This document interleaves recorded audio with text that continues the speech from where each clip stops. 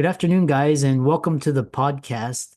I've got a special guest for you today coming out of New Jersey, Michael Fleischner. He is the president and founder of Bigfin SEO, and he's an internet marketing expert with over 20 years. And he's going to talk to us all about how to apply internet marketing in your business practice, whether it be healthcare, it could be law, dentistry, talking about online reputation management, SEO.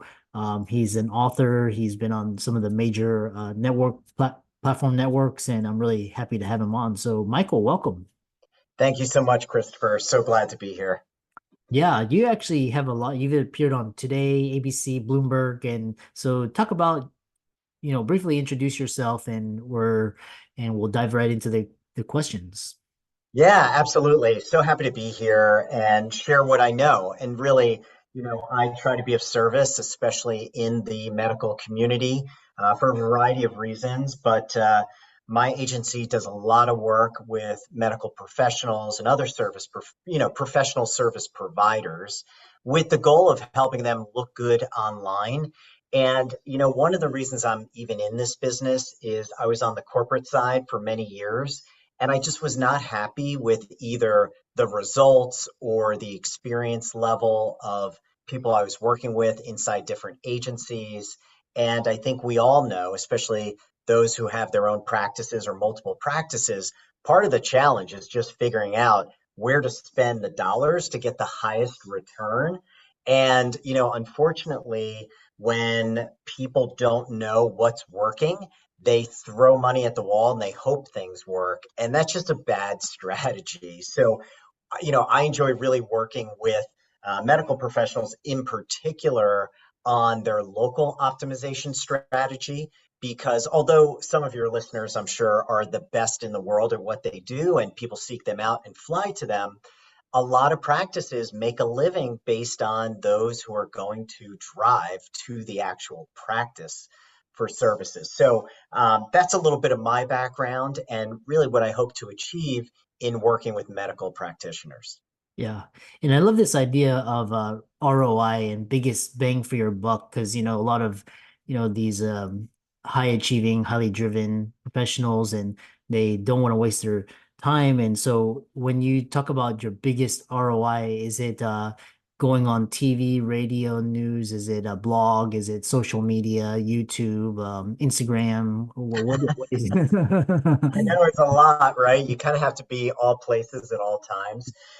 Honestly, and I kind of want to make people wait until the end of the podcast for my one really good tip, but I will share it here.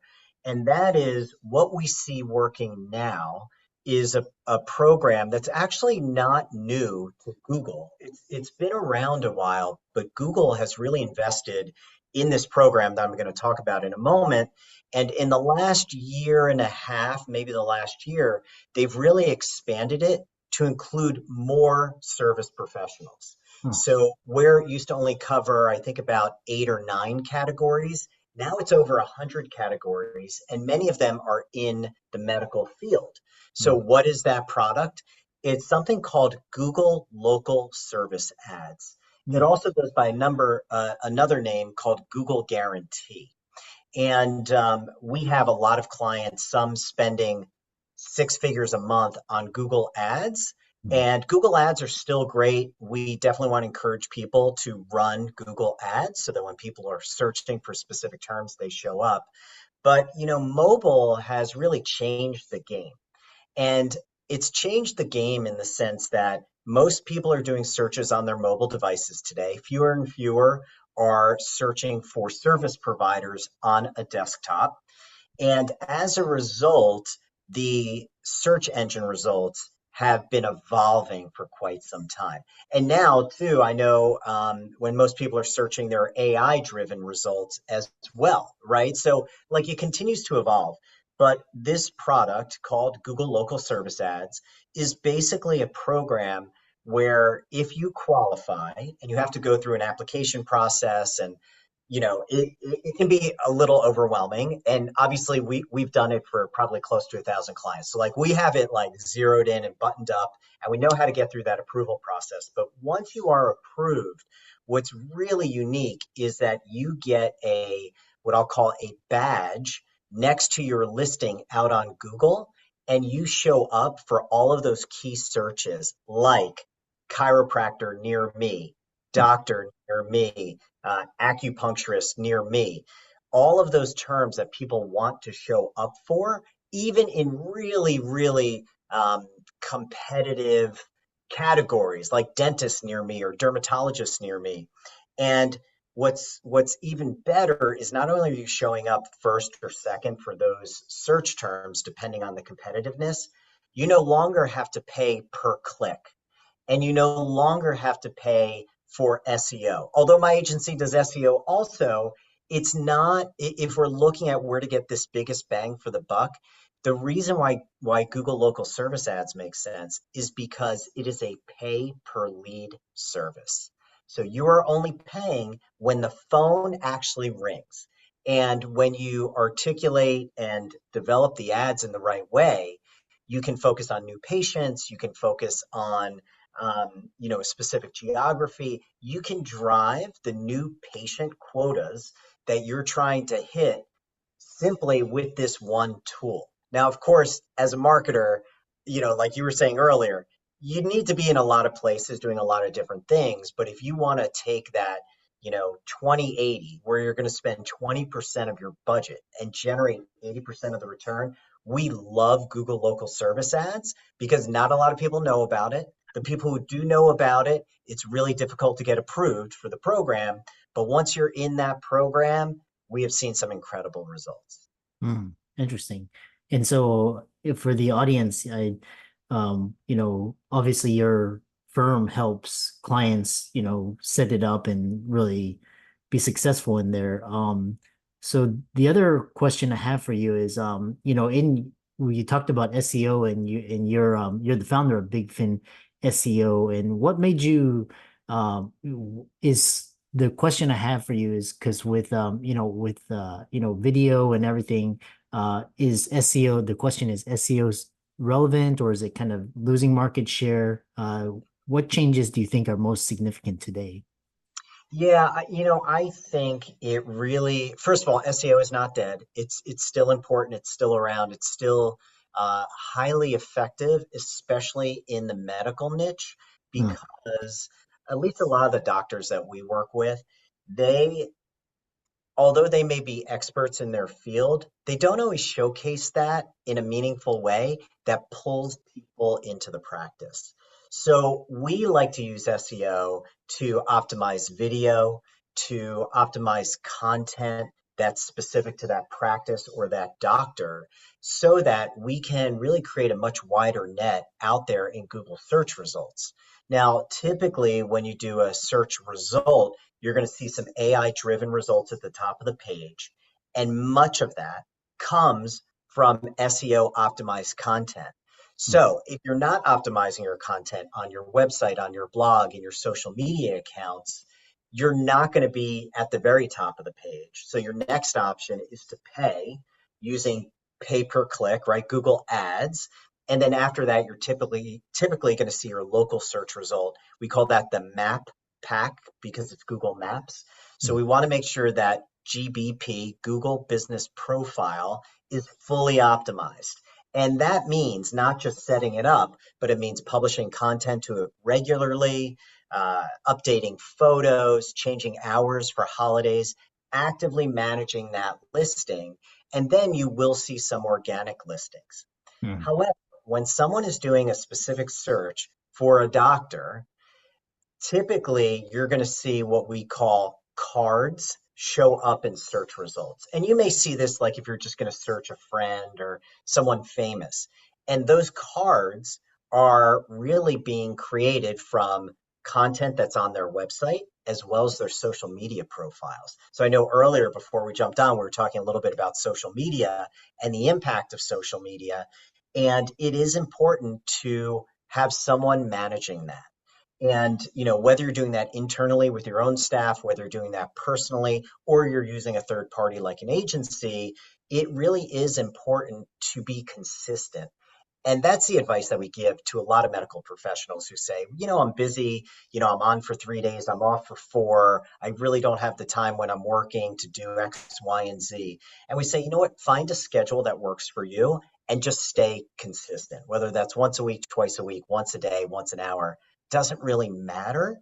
It's training the algorithm to say, hey, this person is an authority, they have relevant content, and it is updated on a consistent basis. Mm, yeah. Because you answered that was kind of my follow-up question, because they don't have the time, which you recommend to reach out to, have professional expertise. The other question I have for you is with the onslaught of AI that's coming, what changes or how will you see SEO evolve with AI? Yeah, it's a really good question because I think this thought continues this idea of AI and the thought of, how will it impact organic results continues to evolve each and every day. One thing that we do know is that Google is really looking at a couple of key indicators in order to use the data to create those AI driven results. Things like, the authority of the content. So if you're a medical professional who had a paper published, you are in Google's eyes, you're going to be seen more favorably than someone maybe who's just out of medical school, just started a practice. Really, you don't have the history Mhm. there.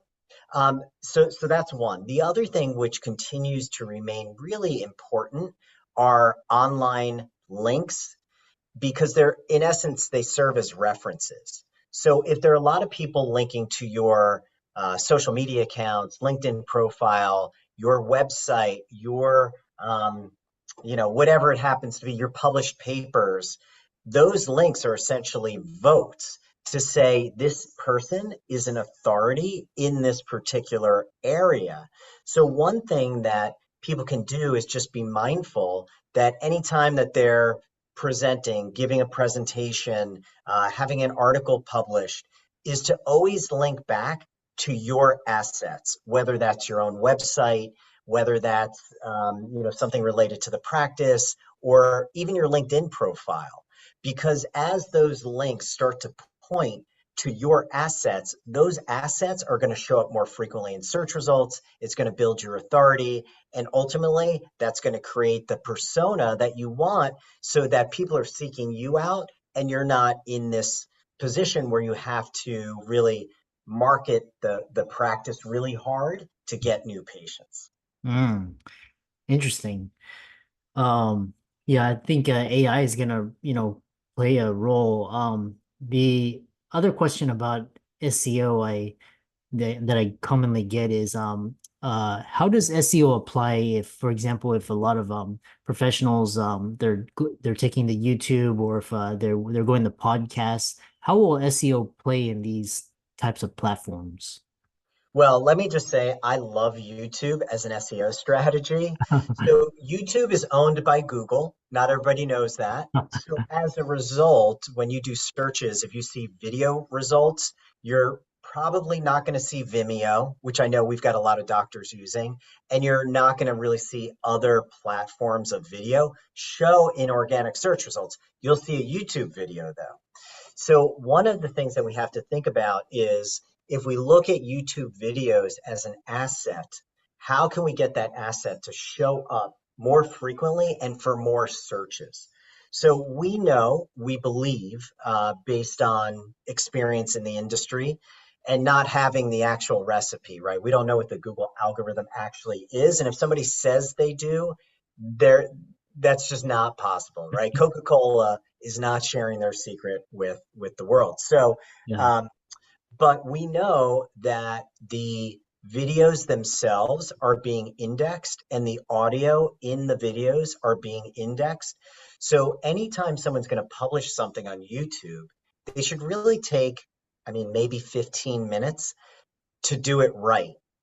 make sure that your keywords are in there. So if you're a cardiologist, you're talking about heart health, you're talking about all these words that people would look at, how to prevent a heart attack or stents or whatever, and you want to use that terminology in your videos, but then you want a pretty lengthy uh, description of that video embedding those keywords as well. And I'm oversimplifying because there are link building strategies and there are other things that you can do, but you definitely want to leverage everything you can on that platform in particular, because the algorithm right now through AI and natural language programming is showing those videos in search results today. That may change in the future, but leveraging video, leveraging images, even, you know, a lot of our doctors say, well, not everything in the office is appropriate, either because of HIPAA or because of the sensitivity of it, to take a picture of and show. But most people don't want to look at that stuff. They don't want to look at you excising something. They want you to show what the day in the life of a doctor is like, or what the nursing staff is doing, or whatever the case might be, right? So there's always a way to create video, in my opinion, that not only plays to your audience, but also serves a ranking opportunity in organic search results. Uh-huh. Yeah. And how about podcasting? Is that more of just kind of like is that because I've heard like podcasting that's more like you have to like a bottoms up, you have to like create an email list and kind of distribute it, go on social media and kind of drive traffic to their because it's I guess podcasting is still new, so kind of the SEO search algorithms around podcasting is a little bit different or still nascent. Is that true or? So podcasting itself, so a recording of a particular episode, typically will not show up in search results. Typically. Now, some do, depending on the authority of the podcast, some of the references, some of the links pointing to the podcast, so on and so forth.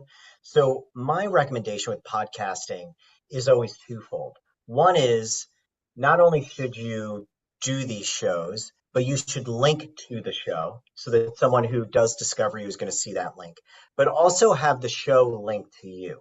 So whether it's the show notes or the episode itself, there are ways to drive links either to your individual profiles or, and it could be specific, like linking to your profile on ZocDoc, whatever it happens to be. And then in addition to that, you do want to make sure that those show notes aren't just linking to you, but they're descriptive of the type of practice that you have, the type of medical services you deliver, so that there's some context for the AI to say, oh, this kind of reinforces the persona of this particular individual. And therefore, when someone is searching for something related to it, we can serve this individual up as a potential search result. So I think any opportunity to capture what you're doing digitally, Mhm. create that asset, whether it's a podcast recording, whether it's a listing on iTunes of the podcast itself or Spotify or whatever the case might be, those are all fantastic. We just want to make sure that we're structuring those things and making the ask of the host so that we can get the most benefit. And oftentimes that comes down to contextualizing what you're doing there in relation to your area of expertise and creating links that can be pointed again to your website or to some of the other assets, digital assets that you own. I love that. We have around 2 or 3 minutes left, and so just because I know a lot of doctors they get in trouble sometimes with online reputation management, so that's also a major part of your expertise. And what are some key mistakes businesses make when managing their online reputation, and how can people reach you and search you and work with you? Absolutely. So I think the biggest mistake that people make with online reputation is that they are not proactively managing it. And unfortunately, we often get the call when, unfortunately, someone is right in the middle of a lawsuit. There are things being published they don't want out there. And it's fixable, but it's much more difficult to fix than if someone's being proactive. So everyone in the medical sphere, especially if you have a medical practice, should be thinking proactively about these assets that we talked about, having at least 10 of them: websites, blogs, LinkedIn accounts, social media accounts, articles published, blogs, podcasts, YouTube videos, creating 10 of those and working to optimize each of those assets, because then you're basically creating a defensive strategy. So when negative things happen, they can't make it onto the first page. Or if they do, these other assets are so authoritative, it pushes it off the front page. Oh, So wow. that's my recommendation. Be proactive, play offense, or else you're going to be playing defense for most of the game, and that doesn't really end up too well. Hmm. So if people are interested in learning more, definitely go ahead and Google me, Michael Fleischner. I'm sure you'll see some results there. Our agency, Bigfin SEO, works pretty exclusively with medical professionals, so we really understand the industry and some of the nuances. And we're here to help. Even if you just want some unsolicited advice, definitely reach out. We'll be more than happy to share what we know and see if we can help you. Yeah, I really love that. And like I said, these medical professionals, they don't have a lot of time, so it's always good to partner with a reputable firm to help you in this area. And a really fantastic conversation. And thanks so much for coming on. Thanks so much, Christopher. My pleasure.